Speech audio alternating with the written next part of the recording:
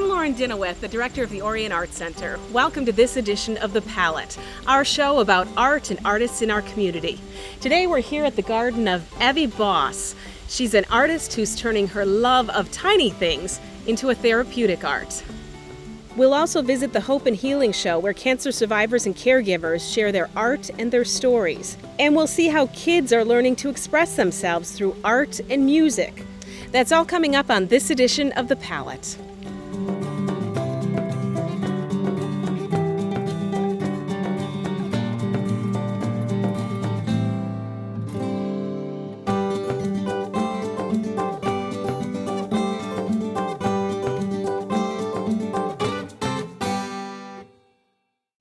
Evie Boss is an artist with a beautiful garden, and if you look closely, you'll also discover there's a little bit of magic here.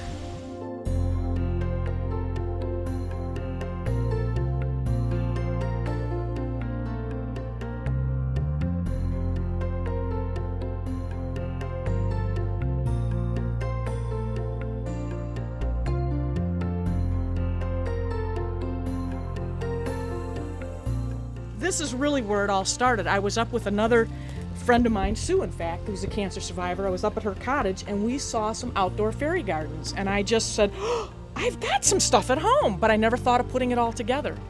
And so that's what started this, is I had this outside one, but then in the wintertime, all these pieces have to come back in.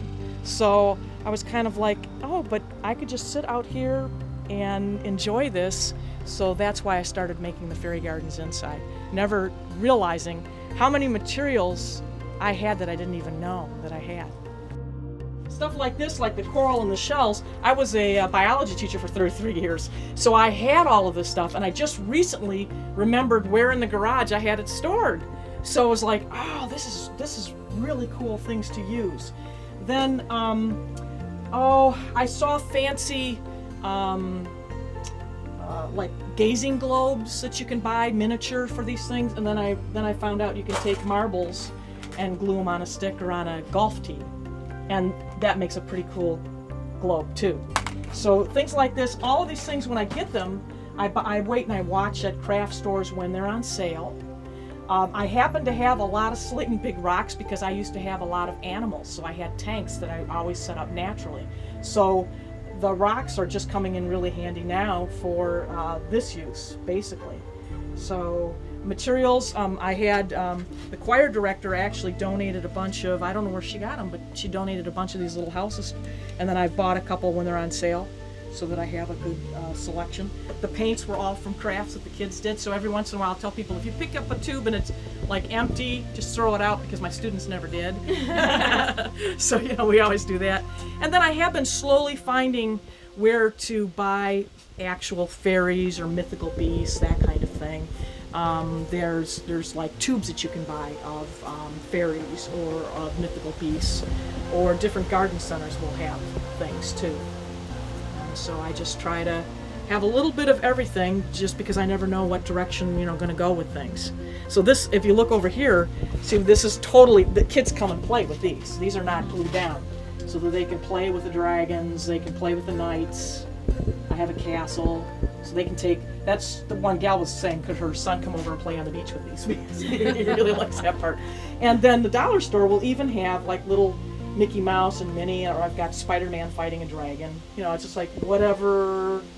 This is the whimsy part for the kids, and then this is my Metamora part up here that I put together, because again, I did dioramas with my students. They would have to do, like, I don't know, the tundra or the desert, and I would collect little animals each year for the students to use. So it just so happens that I just decided, well, I'm gonna put some together for making it what a beautiful area I live in, I guess.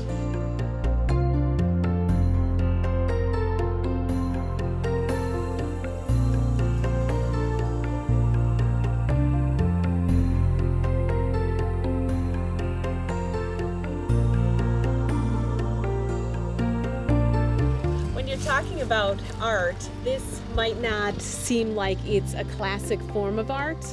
And I have to agree that I kind of feel like at first it's more of a craft, but then when you start watching people putting the pieces together. Art is about expressing yourself, and they can see that there's a balance, whether it's with color or the height of things or the texture of things.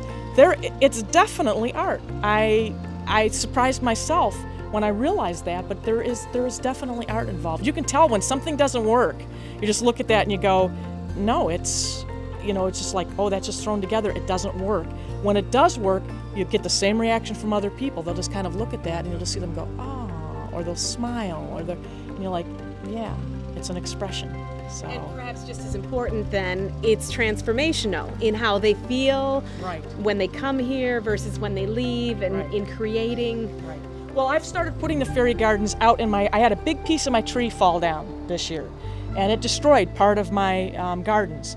But I took that as a challenge. I've made pathways, I've put some of the fairy gardens in, so now people walk and are like looking at this and it looks like it's been there forever, and I'm grateful to the tree for what it did, because it just opened up a whole other area of my yard for people to enjoy.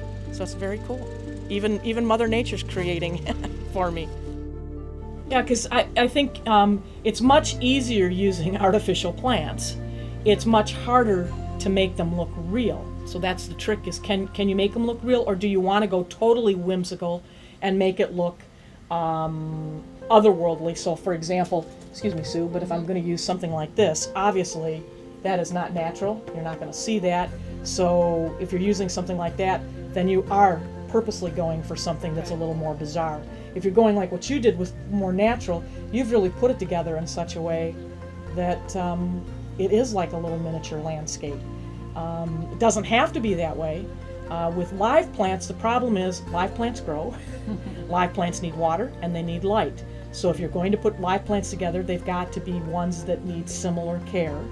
And then as they grow, you've got to be able to trim them or keep them within the bounds of what you're trying to do. And then there's the issue if, like right now I've got them outside, I'm going to be bringing them in. And so it's going to it's going to affect my ability. I may only have 2 craft areas open in the wintertime because this table will become part of holding those probably. And do you have special lighting here? Yeah, like that is a grow light that's there, but I do have some 4-foot ones, and I'll have grow light bulbs, and I'll use the back room too to keep those going.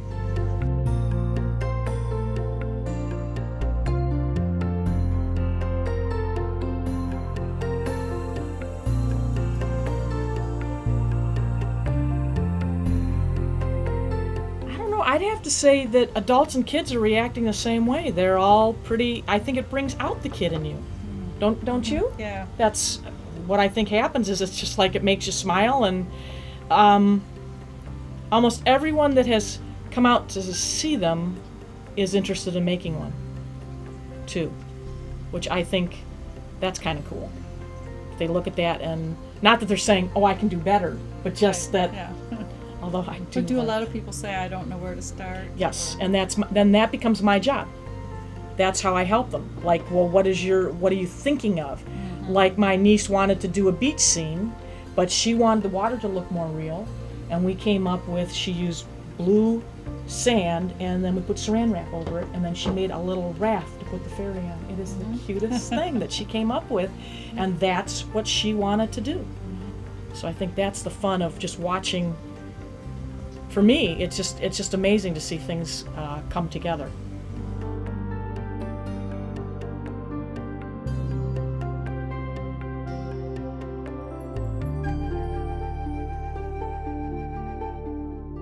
So I'm a cancer survivor as well. I've had breast cancer twice. And actually I was making this garden to share with a friend who has serious health problems as a result of her colon cancer treatment. So I was making it for her to give her as a gift, and it really is special when you can do something like that, when you can create and give pleasure to someone else, and it gives me pleasure too to put it all together. So creativity in itself is healing. I find it is for myself whenever I'm involved in an art project or music, or even like I said, I provide the food for the coffee houses, and that in itself is just you're giving of yourself in a creative way, and I just find that in itself is therapeutic. Well, to me, I don't know. It just makes me really happy to believe. I do believe in magic. I do believe that there are the power of prayer, all of that. But when you do something that's for the wee people, or something that's just little, it's whimsy, and I think we need more whimsy in our life. So it's definitely therapeutic. It just makes you smile. It changes your chemistry. For people like Evie, art is therapeutic, and that's also the theme of our Hope and Healing Show, a partnership between the Orion Art Center and the McLaren Cancer Institute, which features art and personal stories of cancer survivors and caregivers. On Wednesday, July 24th, the Orion Art Center hosted a reception for its second annual Hope and Healing Art Show. There were approximately 30 submissions on display representing a variety of media. There were no judges, no prizes or ribbons. The show is just an opportunity for those whose lives have been touched by cancer to express themselves through art. It's wonderful because it's art and personal stories about cancer survivors or caregivers. So anyone who's been touched by cancer can submit a piece of artwork and then tell a story about that piece of artwork, how the art helped them in their therapy, in their treatment, in going through the challenge of cancer. 3 years ago, the McLaren Cancer Institute joined forces with the Orion Art Center as the primary sponsor of the Dragon on the Lake Festival. The Institute has an art therapy program, and last year some of the work created by those battling cancer was put on display at the Art Center during Dragon on the Lake. The Hope and Healing Show was born. Now, with Dragon on the Lake just around the corner once again, the work of cancer patients and caregivers adorns the wall of the Art Center, and each piece is accompanied by a few inspirational lines from its creator. A lot of times people can't express themselves with words, so what they do is they express themselves with art. It's a way of getting their feelings out, and a way of helping them to share how they're feeling with other people. And a lot of our cancer centers have art therapists. They have art therapy programs, and it really is beneficial to those patients. I'm so excited about it, and I'm so proud of all the artists, and I just really believe that art is a powerful force in health and healing, and I'm just glad that people have the opportunity to witness it. I think a lot of people are reluctant to share their stories, but through sharing, I think that's how we connect with each other and learn and grow, and people feel less alone, so I'm really excited to be a part of it.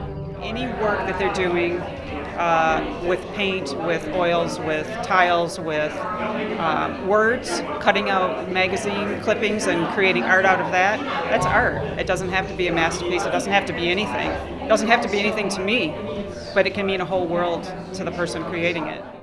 The artwork will continue to be on display at the Art Center through the Dragon on the Lake Festival, scheduled for August 23rd through the 25th, and will continue on until September 7th. For Art Center hours and other information, call 248-693-4986 or visit their website at orionartcenter.org. From the Art Center, this is Joe Johnson reporting for The Palette.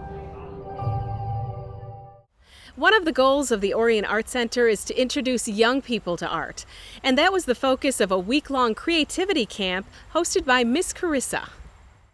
Beginning on Monday, July 15th, a half-dozen kids visited the Orion Art Center daily to take part in an interactive camp that incorporated visual arts, singing, dancing, and even exercise. It was the first time this type of camp was held at the Art Center, and it was led by performer and educator Carissa Knowles. Well, I was working with a lot of young kids who had older siblings who would come and sit at my classes and ask me, can I try that? Can I do that? So I sat at home at 2 in the morning and wrote a bunch of lesson plans and thought about ways I could, engage older children in a middle school and younger, a little bit older than my kindergartners that I usually work with, and it was very successful. Knowles told us that throughout the week, as the kids practiced drumming and wrote songs, she saw them become more confident and outgoing each day. They even hosted visitors from the School of Rock and ONTV. On the final day of the camp, the group performed a recital for family members. 1, 2, 3, camp, camp, camp, camp, camp, camp, camp. I just love creativity camp. I want to stay here all day, music, videos, arts and crafts. Camp, camp, camp, camp, camp, camp, camp. I just love creativity camp. Excellent. All right. I hope they got got some confidence, built some friendships. Making music as a group builds camaraderie no matter how old you are, and I hope that they built some friendships that they'll remember. We created a lot of music together, and they took home a CD with them of music that they actually created. Some of the kids sang, some of the kids played instruments, and it was just really empowering for them. That does it for this edition of The Palette, but before we go, we want to tell you what's coming up this month, and it's all about dragons. Dragon on the Lake is August 23rd through 25th, and there's a lot happening. Of course, the Dragon Boat races are back on Lake Orion for a full day of racing. We'll also have a new art fair called Lakeside Living. Over 50 national and local artists will be selling their work in downtown Lake Orion. And there's a 5K run to help kids succeed, as well as a Friday night casino. Of course, there'll be lots of family-friendly activities for everyone throughout the entire Dragon on the Lake weekend, and you can find out more at dragononthelake.com or orionartcenter.org. Now, we want to thank Evie for sharing her garden with us today, and thank you for joining us for The Palette. That's it for this edition, and we'll see you next time.